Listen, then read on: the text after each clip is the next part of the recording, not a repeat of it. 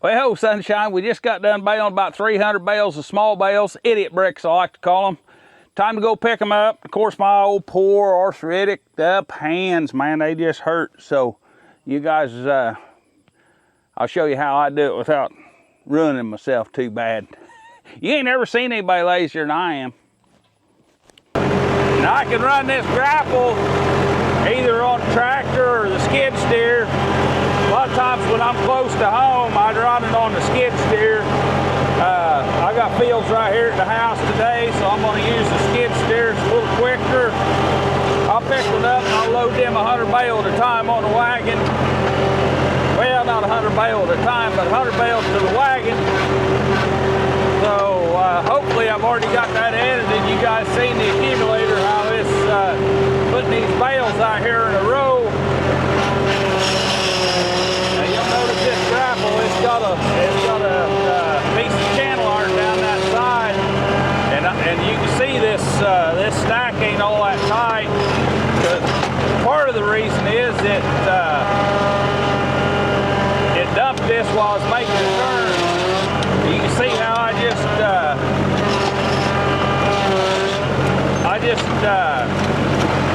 crowded them all together. Hopefully I'll have a hold of them now. I ain't got a hold of it as good as I want. This hay was a little bit wetter than what I wished it was. I had to put acid on it, keep it preservative acid they call it. I gotta watch them two bales right there. They're wanting to drop out on me. Sometimes picking these up off the ground like this, the ground ain't level, it don't hook into them too good. And this second cutting hay is real fine, so the stems ain't as long in it. So there's just not quite as much air it wants to grab a hold of. It can pull that hay out there and drop that bale. So I tend to have to drive a little bit slower, drive like I got some sense. But I gotta watch that, because if I drop that out, next thing you know, I run over it with a skid steer.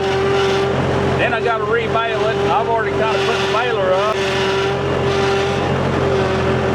But we're gonna come right over here and load this on this trailer.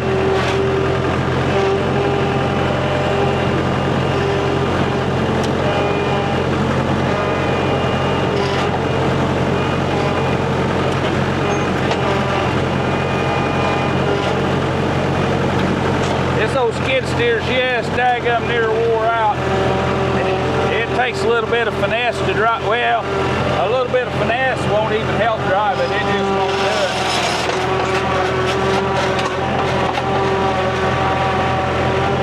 Now hopefully these pads will start getting a little bit tighter. That was the first run. I don't know. This some hay works better than others. Bales are okay. Now you guys will notice there's two rows faced away from me, and then there's a row that's close to me that's faced this way. I will alternate how I pick those up. This bottom layer, I'm picking those up with them towards me. Now the next layer up, I'll pick those away from me and I'll set that to the other side of the wagon. Now, you'd think, well, you can just load it from the other side of the wagon and always pick them up next to you, because that is how the grapple's designed. It wants to pick them up next to you. When I'm picking them up away from me, it's a lot more common that I drop one. But that crowd bar I put on the side over here doesn't let me load. I can't have that up against that back brace, see? So this here will pick the ties up away from us. They're also a little bit harder to crowd. There goes the mouse. See? Poor little mouse. We run poor little mouses home, I think. Little bunny foo-foo will be popping him on the head, won't he? And these are a little bit harder to crowd together, because that crowd bar just barely reaches them. But I think we got them. You got to watch them though, because they will drop off that end. But it takes me, and I'll probably stick you guys with me. You guys can how I'm doing it. Jump around if you want. I'll be honest with you, it's going to be a whole lot of this same stuff, maybe a little bit of me just talking to you guys. Get down there in the comments, tell me what you think. If you guys want to watch it all, of course, it'll help the channel. But if you don't want to watch it all, it'll let me know, hey, you ought not be putting that stupid stuff like this on there. Nobody wants to see it. So that's kind of what it lets me know, and it also lets hell guineas. It lets the YouTubes know what people want to watch too. So if nobody wants to watch this, we'll just click on out. That key ain't gonna hurt my feelings. I bring you guys along. We get to talking about stuff a lot of times. Don't know what we'll talk about today. We've been in a drought. I'll tell you, we've been in a drought. I should have been cutting second cutting. I'm about right on schedule. But actually, first cutting was late. I didn't get that till about. I'll need to crowd them a little bit more. Wasn't tight right over here. And that'll make a difference when I go putting these in the barn or loading them on a customer's trailer. I want nice tight stacks.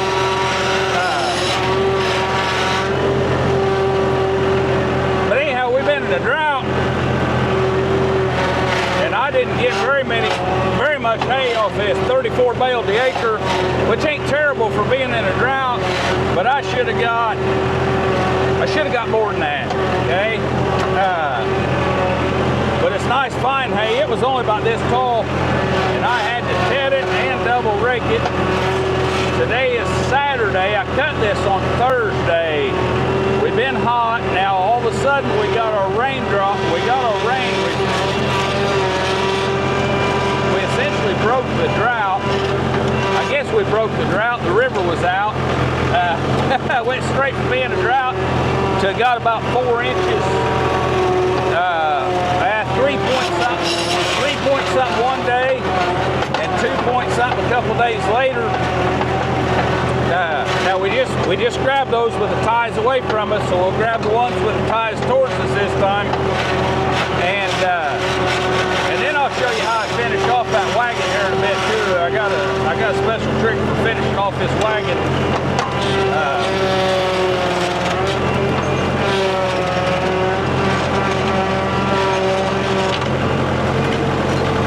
This old hay's heavy. It ain't wanting to scoot too good. And that's what I was going to tell you. We're humidityed up right now. It's 59% humidity right now. I got my water with me, but I don't even hardly drink it because I'm sweating. But it ain't evaporating. And you can bale this hay. Hell, guinea. I'd like to bale anything below about 18% moisture. Now you can bale with up to, I've baled at 20% before, been just fine. Depends on if I think it's stem moisture or trap moisture, surface moisture.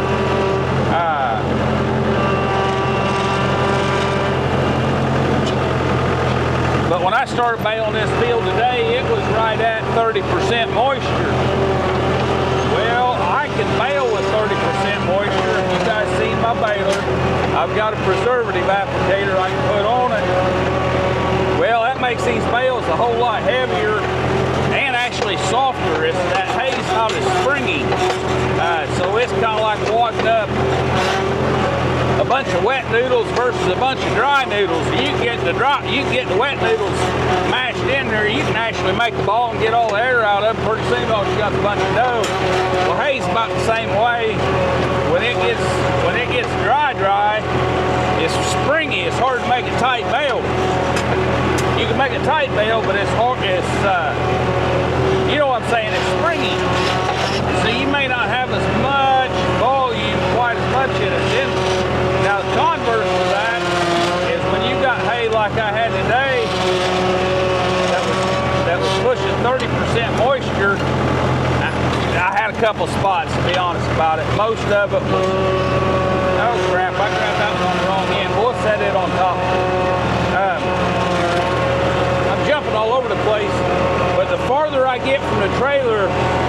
likely I am to pick up the tie bales out there because they don't travel as good.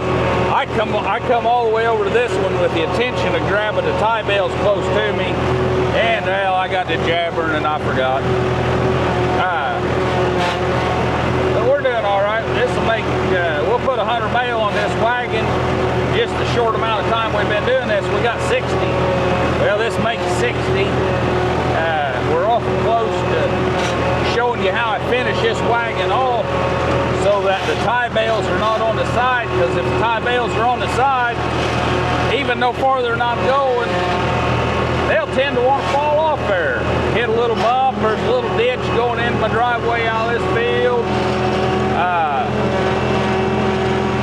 Just one thing and another.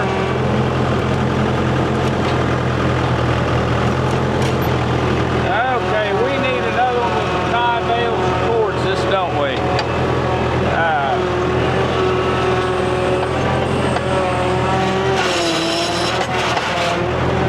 And you can see it's soft out here. Even these old tires here is tearing up the sod a little bit, but so would the tractor.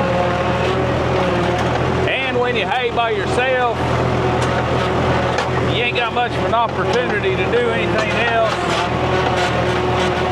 I ain't saying my wife wouldn't help me, but that's not the point. She don't need to be out here in the hay field. This is something I chose to do, not something she chose to do. And she'd drive that.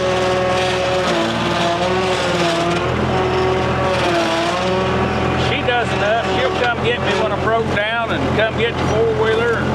She'll ride a hay. She'll drive a hay wagon around if I wanted to. But if I ain't in a hurry, 300 or 400 bale a day is a pretty easy day. So if I ain't in a hurry, I don't bother her. She's got stuff to do. She'll probably have supper made for me after a while.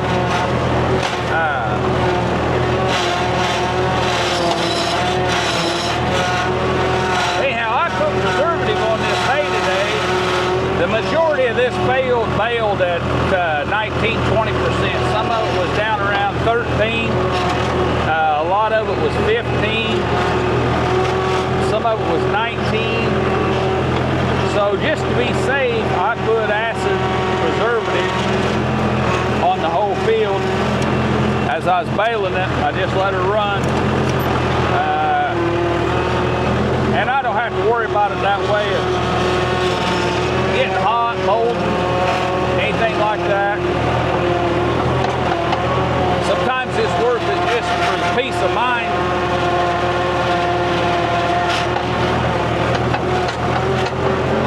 It's awful fine hay, it's awful nice hay.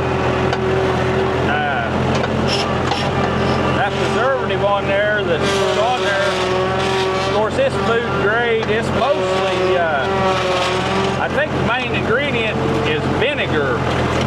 It's got the pH on it to inhibit bacteria growth. That's what you want. You don't want any bacteria growing in that hay. You don't want mold or bacteria, which cause heat. And that vinegar, and you can smell it in it, that'll dissipate out in about 30 days or less. Depends on how much you put on there. And they claim once that dissipates out, you can't tell it apart. And the first few years that I put acid on there, and I always tell my customers if it has it, I've got a customer that'll probably want this hay, and I've already let them know, hey, here it is, but it's got acid on it, and I'll have it on wagons. But anyhow, the first few years I didn't sell any that had the preservative on there. I just couldn't bring myself to it. I didn't know enough about it. So now this next bales are going to go on top, and I'll show you what I do with those. I just couldn't bring myself to sell anybody hay that had preservative. So if I had a field like this and I had 20 or 30 bales that had preservative on it, I kept them off to the side and put them out in my barn. I may put 50 of them out there for myself. And by the time a couple months later went by, me nor my critters could tell which ones had the acid, which ones didn't. They actually, sometimes I'd say they actually preferred the ones with acid because the hay was put up not quite as dry, so therefore it was softer and more palatable. Now see, what I want to do on this top one is I want to take these 4 bales right here and I want to set them off on that other side. That way them tie bales are in the middle. So I'll just pick them up, reach them over the side. Now this is a whole lot easier to do with a skid steer than it is with a tractor. I'll tell you that right now. And I've gotten where I can do it with a tractor, but a skid steer is a whole lot easier. Now I've got those tie bales in the middle. If you guys are curious, there's the switch. That's running a 2-way hydraulic valve. That's the curl. This here runs my curl. This here runs my up and down. Now if I throw this forward, that runs the grapple. That's kind of homemade and handy. This old skid steer did not have a quick attach on it. I built that. Didn't have 2-way hydraulics on it. I kind of built that. That skid steer, I used part of a factory and I see it's got a crack in it now. I may have to do a little bit of, put the old hot glue gun to that a little bit. That ain't nothing but a thing there, chicken wing. We'll grind that out and put a weld in it. That there's cracking too, ain't it?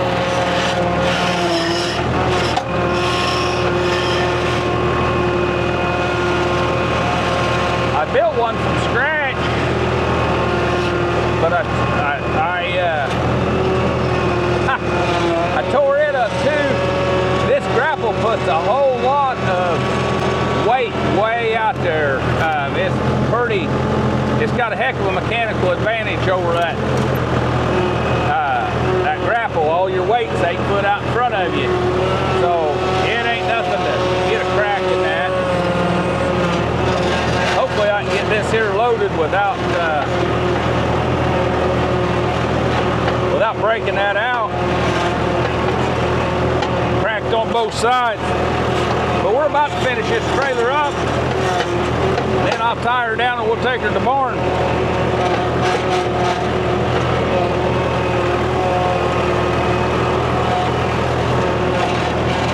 And grab another trailer. There should be 3 trailer loads. Like I say, there's about 300 bale out here. So there'll be about 3 wagon loads of hay. It takes me 20 minutes to a half hour to load a wagon load of hay.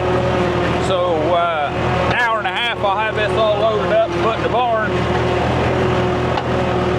I'll just be out a little bit of decent fuel in an hour and a half of my time. That ain't terrible.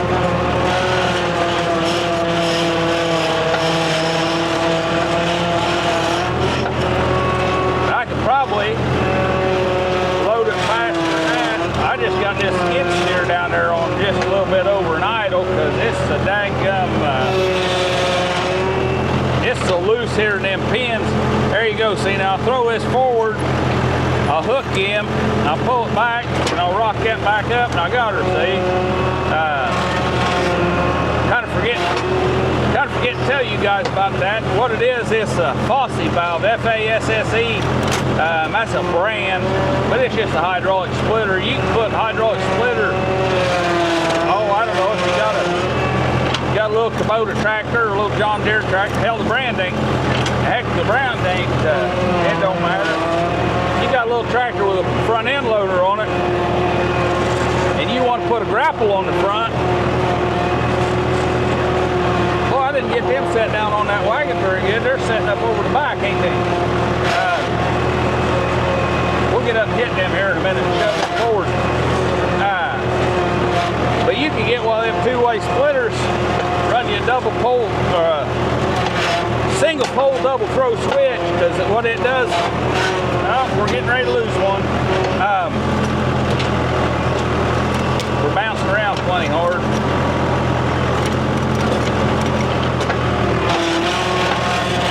a single pole double throw switch here because it grounds through itself, and depends on which solenoid you're putting power to, depends on which one is, which circuit it has open, so you can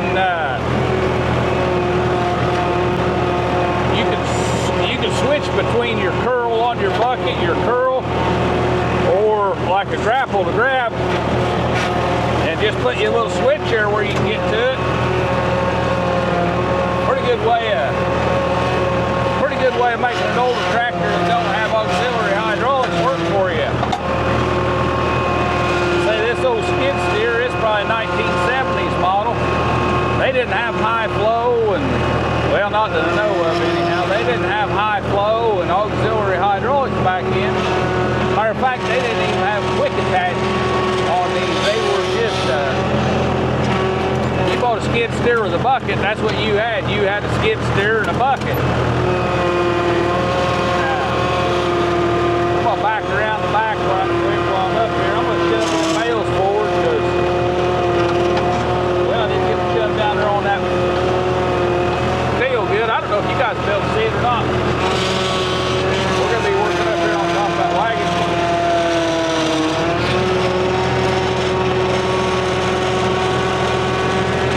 I got them over that, I got them just a smidgen over that standard there, didn't I?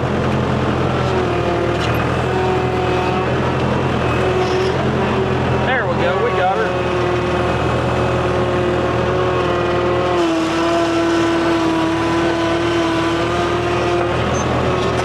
And you guys see I got a camera that's pointing behind me. Now when I unload these in the barn, I'll hook that camera up. I got a different grapple that's homemade. I'll show you that one of these days. I got a different grapple that's homemade, and it's got a camera up here so I can see when I'm working over my head. But guys, I'm gonna sit here and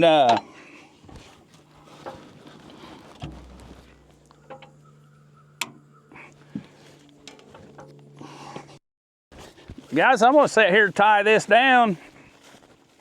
I ain't got far to go, but I don't even like loading hay the first time, let alone loading it the second or third time. That just aggravates a guy. So there you go. Guys, guys,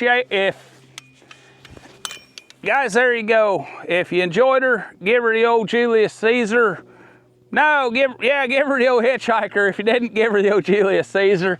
Consider subscribing if you want. We got some more stuff to show you. It looks like I'm gonna fight this. Get this in my, I'm afraid of beating my teeth out with this right now is what I'm doing. There we go. We'll ratchet this down. It won't take just a minute. There we go. I'll tie the other side down. Guys, like seeing this kind of thing, let me know. Leave me a little comment. Tell me if you like seeing this kind of thing. Appreciate her, guys.